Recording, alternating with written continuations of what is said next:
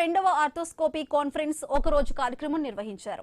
ముఖ్య అతిథిగా రాజ్యసభ సభ్యులు భాష్యం రామకృష్ణ హాజరయ్యారు. తాను ఉపాధ్యాయునిగా పనిచేస్తూ ఎంతో మందిని వైద్యులుగా తీర్చిదిద్దిన అనుభవాన్ని గుర్తు చేసుకున్నారు.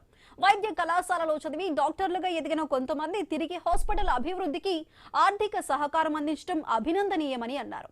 ఇలాంటి వైద్య సదస్సులు వైద్యులకు ఎంతో ఉపయోగకరంగా ఉంటాయని, రోగులకు మెరుగైన వైద్య సేవలు అందించేందుకు ఇవి దోహదపడతాయని సూచించారు. ఈ సదస్సుకు దేశ నలుమూలల నుండి సుమారు 200 మంది నిష్ణాత వైద్యులు హాజరైనట్లు arthroscopy conference organizing chairman doctor Ghanta Chaitanya తెలిపారు.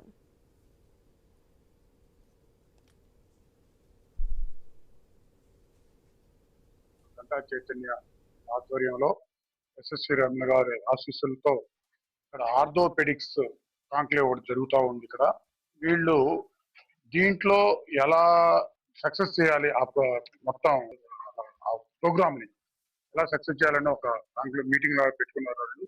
ఆ మీటింగ్ కి ఎక్కడెక్కడి నుంచో వచ్చిన చాలా మంది డాక్టర్స్ వచ్చారు. వాళ్ళందరూ పార్టిసిపేట్ చేసి, అంటే వీళ్ళ కాన్సన్ట్రేషన్ ఏకైక ఆలోచన ఏంటంటే ఈ ఆర్థోపెడిక్ లో ఎటువంటి చిన్న ఇష్యూస్ అయినా సరే క్లియర్ చేయాలి అనే టాపిక్ మీద ఇవాళ స్టార్ట్ చేశారు.